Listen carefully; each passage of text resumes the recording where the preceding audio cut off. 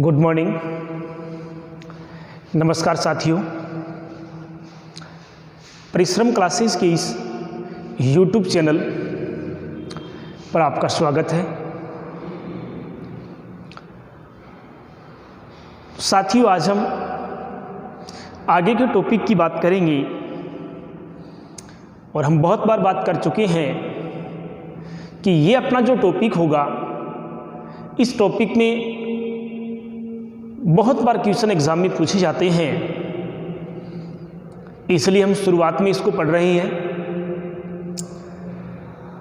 तो बिल्कुल आपको बड़े गौर से, बड़े ध्यान से इस टॉपिक को पढ़ना है। नोटबुक और पेन अपने हाथ में रखना है और जो लिखने वाली बातें होती हैं उनको बिल्कुल ज़रूर लिखें, क्योंकि बार बार अगर आप लिखते हो तो वो बातें आपके दिमाग में बिल्कुल स्थायी हो जाती हैं, जो कभी नहीं भूल सकते आप।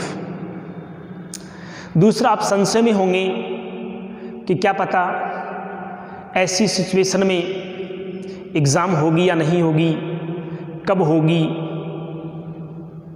बिल्कुल इस बात से आप पक्का मान लें कि एग्ज़ाम बहुत जल्द होने वाली है। जून में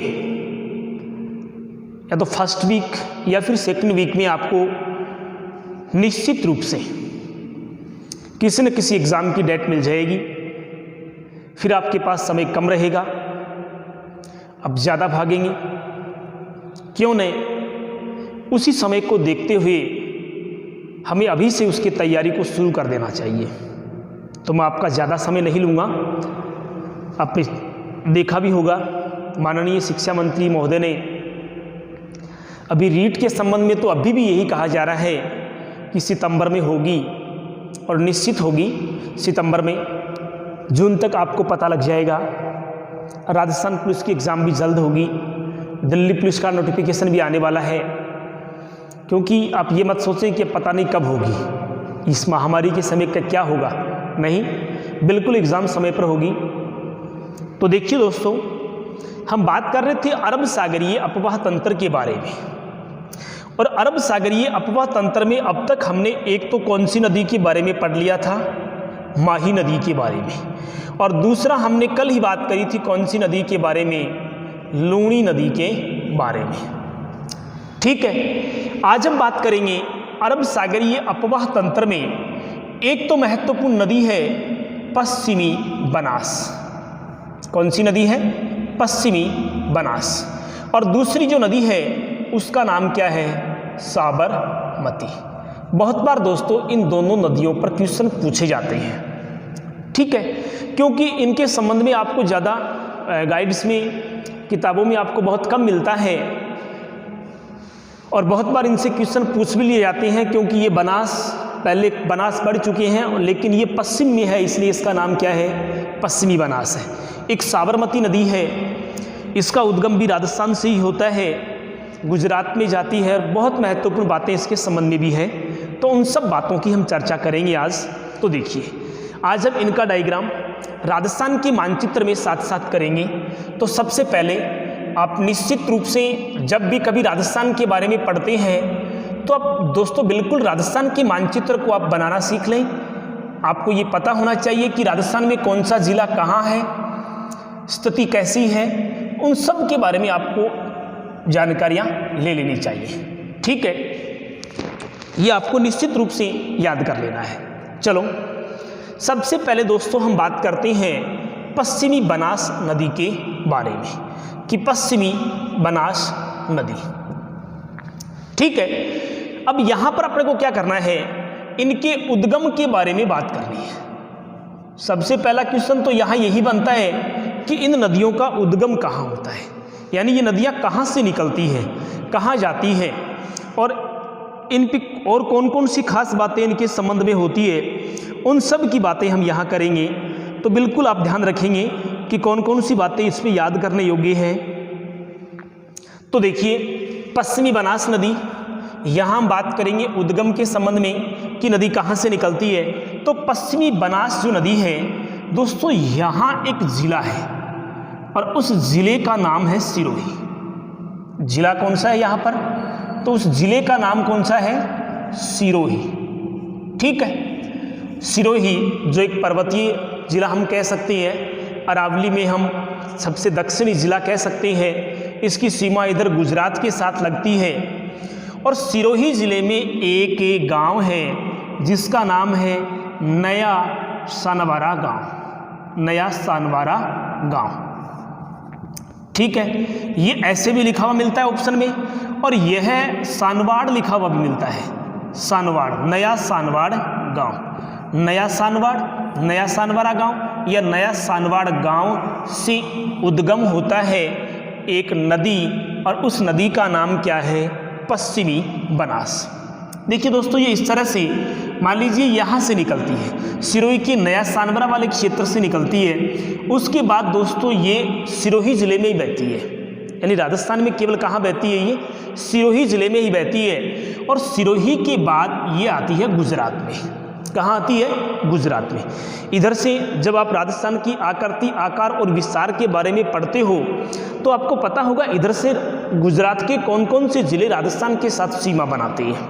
ठीक है, तो इसी के लिए, इसी तरह से आपने नाम सुना होगा, यहाँ पर जो गुजरात की सीमा लगती है वहाँ गुजरात का जो ज़िला है उस ज़िले का नाम क्या है? बनासकांठा। क्या नाम है? बनासकांठा। यानी यह है पश्चिमी बनास नदी राजस्थान के सिरोही ज़िले में नया सानवरा गांव से निकलती है, सिरोही में बहती है, सिरोही के बाद ये गुजरात में प्रवेश करती है, और गुजरात में ये कहाँ प्रवेश करती है? गुजरात के बनासकांठा। कौन से ज़िले में? बनासकांठा ज़िले में प्रवेश करती है। बनासकांठा ज़िले में प्रवेश करती है। उसके बाद जब ये आगे चलती है गुजरात में, तो दोस्तों इस नदी के किनारे एक गुजरात का शहर बना है, एक शहर बसा हुआ है, और उस शहर का नाम है दीसा शहर। कौन सा शहर है? दीसा शहर। दीसा शहर जो है कि क्वेश्चन पूछ लिया जाए कि गुजरात का दीसा शहर कौन सी नदी के किनारे बसा हुआ है, तो दीसा शहर जो है वो कौन सी नदी के किनारे बसा हुआ है? पश्चिमी बनास नदी के किनारे बसा हुआ है। वहाँ से जब ये नदी आगे चलती है तो इस नदी पर एक बांध बनाया गया है। इस नदी पर क्या बनाया गया है? गुजरात में इस नदी पर एक बांध बनाया गया है, और उस बांध का नाम दोस्तों क्या है? तो उस बांध का नाम है दंतीवाड़ा बांध। कौन सा बांध है? दंतीवाड़ा बांध। कभी कभी क्वेश्चन आ जाता है कि दंतीवाड़ा बांध कहाँ स्थित है, तो ये गुजरात में है। दंतीवाड़ा बांध कौन सी नदी पर स्थित है? तो दंतीवाड़ा जो बांध है वो कौन सी नदी पर स्थित है? वो पश्चिमी बनास नदी पर स्थित है। कौन सी नदी पर है?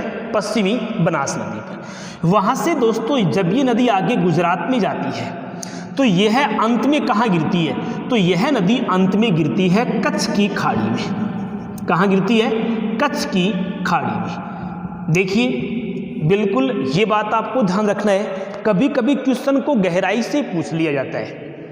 देखिए यहाँ दो समस्याएं होती हैं अपने यहाँ, दो कौन कौन सी हैं? देखिए ये इस तरह से हम भारत का मानचित्र बनाएं, ये राजस्थान, उसके बाद में ये गुजरात का हिस्सा, उसके बाद में ये गुजरात, और उसके बाद में दक्षिण में यूँ भारत बनाते हैं अपन।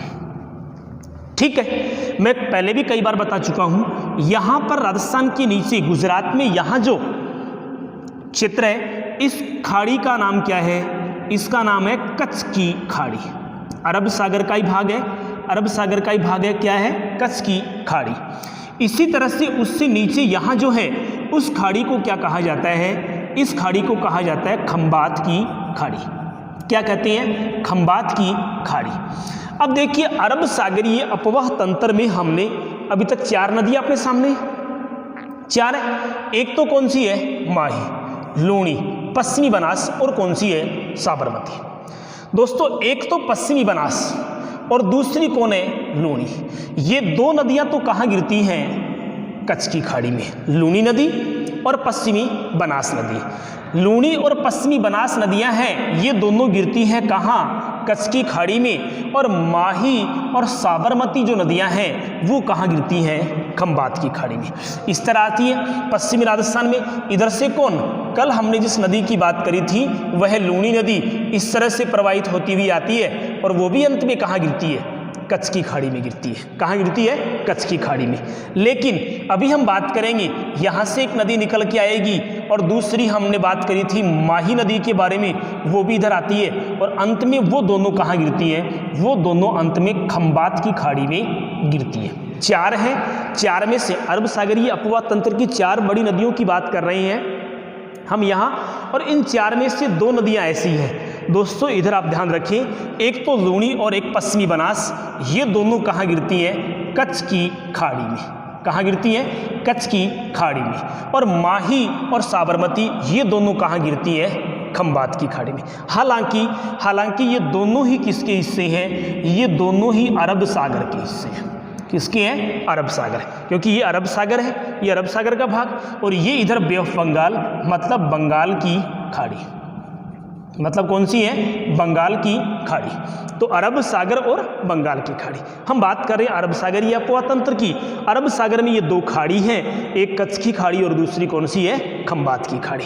तो ये थी अपनी कौन सी नदी के बारे में? ये था अपना पश्चिमी बनास नदी के बारे में, कि पश्चिमी बनास नदी का उद्गम राजस्थान के सिरोही जिले में नया सानवाड़ गांव से होता है।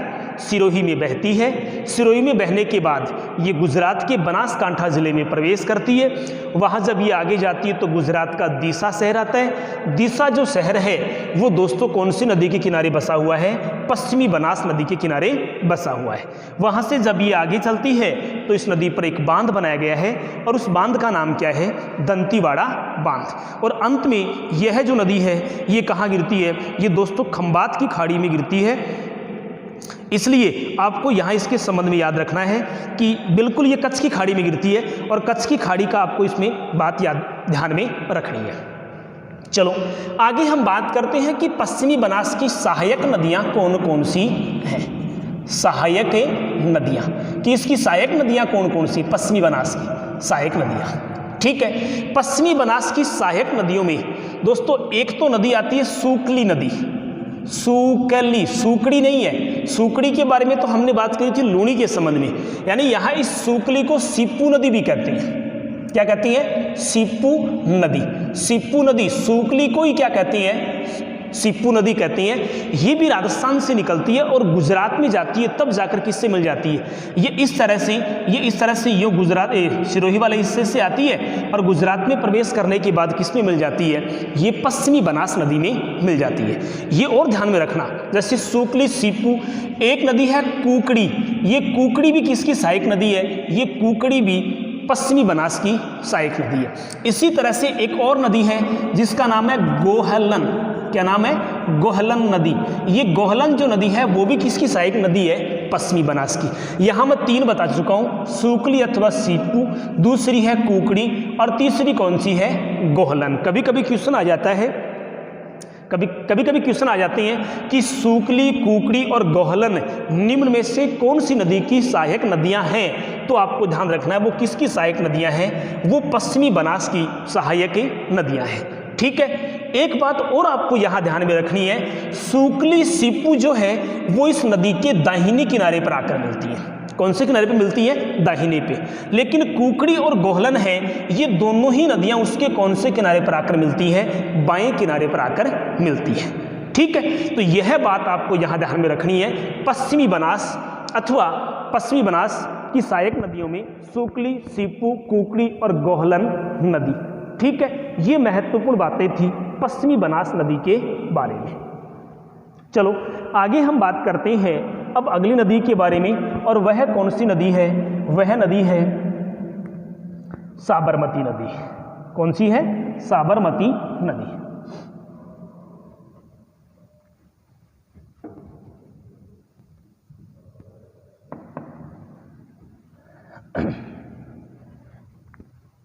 चलो अब हम अगली नदी के बारे में बात करेंगे, और वह नदी कौन सी है? साबरमती नदी। बहुत महत्वपूर्ण नदी के संबंध में है, बहुत बार इससे क्वेश्चन पूछे भी जाते हैं कि साबरमती नदी। सबसे पहले हम बात करेंगे कि साबरमती नदी का उद्गम कहाँ से होता है। तो दोस्तों सिरोही के बाद इधर जो एक जिला है उस जिले का नाम है उदयपुर। जिले का नाम क्या है? उदयपुर। कौन सा जिला है? उदयपुर। तो साबरमती नदी का उद्गम होता है उदयपुर जिले से। कौन से जिले से होता है? उदयपुर। उदयपुर जिले की तहसील जो है उसका नाम है कोटड़ा। कौन सी तहसील है? कोटड़ा तहसील। और कोटड़ा तहसील में एक क्षेत्र है, पहाड़ियाँ हैं, जिनको कहा जाता है झाड़ोल। क्या कहा जाता है? झाड़ोल। उदयपुर के कोटड़ा तहसील में झाड़ोल नामक स्थान से एक नदी का उद्गम होता है और वह नदी कौन सी है? साबरमती नदी। यहाँ से निकली, उसके बाद ये थोड़ी इधर बैठती है और यहाँ इस साइड में इधर जो जिला है उस जिले का नाम है डूंगरपुर जिला। कौन सा जिला है? डूंगरपुर जिला। तो ये नदी उदयपुर के क्षेत्र से निकलने के बाद ये डूंगरपुर आती है और डूंगरपुर से ये दक्षिण की ओर मुँह करती है तो कहाँ प्रवेश करती है? गुजरात राज्य में। कौन से राज्य में आती है? गुजरात में। और गुजरात राज्य में जब आती है तो यहाँ पर गुजरात का जिला है जिसका नाम है साबरकांठा। क्या नाम है? साबरकांठा। गुजरात के साबरकांठा जिले में प्रवेश करती है। उसके बाद ये नदी जाती है गुजरात। कहाँ जाती है? गुजरात। गुजरात में जब ये आगे चलती है तो इस नदी के किनारे कुछ महत्वपूर्ण शहर बसे हुए हैं। महत्वपूर्ण शहर जैसे साबरमती नदी के तट पर ही बसा हुआ है अहमदाबाद। क्या बसा हुआ है? अहमदाबाद जो शहर है वो कौन सी नदी के किनारे बसा हुआ है? साबरमती नदी के किनारे। इसी तरह हम बात करें कि साबरमती अहमदाबाद में ही एक आश्रम बना हुआ है जिसका नाम क्या है? साबरमती आश्रम। कौन सा आश्रम बना हुआ है? साबरमती आश्रम। याद होगा राष्ट्रपिता महात्मा गांधी का संबंध किससे है? साबरमती आश्रम से ही है। इसीलिए इस नदी को कहा जाता है गांधी की गंगा। क्या कहा जाता है? गांधी की गंगा। इस नदी को उपनाम से जाना जाता है। इसे गांधी की गंगा या फिर इसे कहा जाता है गुजरात की गंगा। गुजरात की निम्न में से किस नदी को गुजरात की गंगा कहते हैं? तो वह नदी कौन सी है? साबरमती नदी। गांधी की गंगा, राष्ट्रपिता महात्मा गांधी के नाम के आधार पर कि गांधी की गंगा कौन सी नदी को कहते हैं, तो कौन सी नदी को कहते हैं? साबरमती नदी को गांधी की गंगा भी कहते हैं। तो इस नदी के तट पर अहमदाबाद बसा है, साबरमती आश्रम बना हुआ है और यहाँ तक कि गुजरात की राजधानी गांधीनगर जो है, ये गुजरात की राजधानी गांधीनगर भी कौन सी नदी के किनारे बसा हुआ है? वो भी साबरमती नदी के किनारे बसा हुआ है। ठीक है, तो ये तीनों स्थान इसके किनारे बसे हुए हैं। उसके बाद ये नदी आगे चलती है तो ये अंत में जहाँ माही गिरती है उसी क्षेत्र में यह नदी कौन सी खाड़ी में आकर गिरती है? खंबात की खाड़ी में गिरती है। कहाँ गिरती है? अंत में यह खंबात की खाड़ी में गिरती है। तो इसके संबंध में भी दोस्तों बहुत से क्वेश्चन ऐसे हैं जो आपको बिल्कुल याद रखने हैं। जिस तरह से हम बात करें कि यह नदी कहाँ से निकलती है, तो ये साबरमती जो नदी है इसका उद्गम उदयपुर के कोटड़ा में झाड़ोल नामक स्थान से होता है। इसी तरह आपको इसके संबंध में याद रखना है कि डूंगरपुर में आती है, डूंगरपुर से गुजरात के साबरकांठा जिले में प्रवेश करती है। गुजरात के 3 स्थान अहमदाबाद, साबरमती आश्रम और कौन से हैं? गांधीनगर, इस नदी के किनारे बसे हैं। अंत में ये नदी कहाँ गिरती है? खंबात की खाड़ी में गिरती है। इसलिए इस नदी को क्या कहा जाता है? गांधी की गंगा भी इसे कहते हैं और इसी के साथ साथ इस नदी को कहा जाता है गुजरात की गंगा। इस नदी की कुछ सहायक नदियां हैं जिनके बारे में हम बात करें, जैसे इसकी एक सहायक नदी है सेई नदी। कौन सी नदी है? सेई नदी भी इसी साबरमती नदी की क्या है? एक सहायक नदी है। इसी तरह से वेतरक जो नदी है वो भी इसकी क्या है? सहायक नदी है। हथमती जो है वो भी इसकी क्या है? सहायक नदी है। सेई है, इसी तरह से वेतरक जो नदी है वो भी इसकी सहायक नदी है। हथमत जो नदी है, ये हथमत नदी भी किसकी सहायक नदी है? ये भी साबरमती नदी की क्या है? सहायक नदी है। तो एक बार फिर से रिवाइज करवा रहा हूं। अच्छा, 2 बातें आपको देखो दोस्तों याद रखना है। एक नाम पश्चिमी बनास आया याद रखने के लिए बता देता हूं, जैसे मैं नाम लिख रहा हूं यहां पश्चिमी बनास। ठीक है, गुजरात में कहां प्रवेश करी? गुजरात में ये प्रवेश करती है बनासकांठा। यहां क्या लिखा हुआ है? बनास। यहां क्या बना है? बनासकांठा। इसी तरह से यहां पर यहां पर लिखा हुआ है साबरमती नदी। क्या लिखा हुआ है? साबरमती नदी। इसी तरह से यहां साबर लिखा ना, गुजरात में कहां प्रवेश करती है? तो गुजरात में प्रवेश करती है ये साबरकांठा में। ये कहां प्रवेश करती है? साबरकांठा। वो कहां प्रवेश करती है? बनासकांठा। ऐसे करके आप इसे याद कर सकते हैं। पश्चिमी बनास बनासकांठा में, साबरमती साबरकांठा में, गुजरात में प्रवेश करती है। चलो एक बार दोबारा रिवाइज करवा रहा हूं, याद रखना इस बात को। साबरमती नदी उद्गम होता है उदयपुर की कोटड़ा तहसील के झाड़ोल नामक स्थान से, या कभी कभी ये भी आ जाता है कि ये उदयपुर में कोटड़ा के नज़दीक अरावली की पहाड़ियों से निकलती है। उदयपुर में अरावली तो है ही, तो अरावली की पहाड़ियों से निकलती है। कभी कभी ऑप्शन में क्या आ जाता है? झाड़ोल नाम भी आ जाता है। ठीक है, ये उदयपुर में बहती है। उदयपुर के बाद कौन से जिले में आती है? डूंगरपुर में। ध्यान रखना, पश्चिमी बनास एक ही जिले में बहती है और वो कौन सा है? सिरोही। लेकिन साबरमती 2 जिलों में बहती है। एक कहाँ बहती है? उदयपुर में। दूसरी कहाँ बहती है? डूंगरपुर में। उसके बाद गुजरात के साबरकांठा में प्रवेश करती है। गुजरात के 3 क्षेत्र, एक तो कौन? अहमदाबाद जो महत्वपूर्ण शहर है गुजरात का, वो भी कौन सी नदी किनारे? साबरमती। साबरमती आश्रम भी बना हुआ है कौन सी नदी किनारे? साबरमती नदी के। और गुजरात की राजधानी गांधीनगर भी जो है वो बसा है कौन सी नदी किनारे? साबरमती नदी के किनारे। अब साबरमती आश्रम से गांधी जी का संबंध रहा है, इसलिए हम कह सकते हैं कि इस नदी को क्या कहा गया है? गांधी की गंगा। इसी तरह इस नदी को कहा गया है गुजरात की गंगा। साबरमती की सहायक नदियां, तो साबरमती की सहायक नदियां कौन सी है? सेई नदी, वेत्रक नदी, हथमत जो नदी है, ये हथमत नदी भी किसकी सहायक नदी है? ये भी साबरमती की सहायक नदी है। तो इसके साथ दोस्तों अरब सागरीय अपवाह तंत्र की जितनी भी नदियां थी उन सब का टॉपिक क्लियर हो गया है। इसमें अगर किसी को कोई समस्या हो तो मुझे पूछ लें।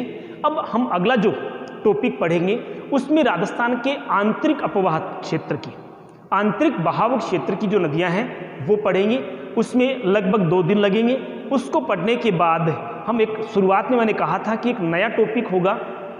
इसमें अपवाह क्षेत्र किसे कहते हैं, अपवाह बेसिन किसे कहा जाता है, अपवाह तंत्र किसे कहते हैं, वो भी कभी कभी एग्जामों में पूछ ले जाते हैं। तो एक वीडियो उसके संबंध में, एक क्लास उसके संबंध में होगी। मैं उम्मीद करता हूँ आपको बिल्कुल पसंद आया होगा। कोई कमी हो तो कमेंट बॉक्स में मुझे ज़रूर बताएं। थैंक यू, धन्यवाद। जय हिंद, जय भारत।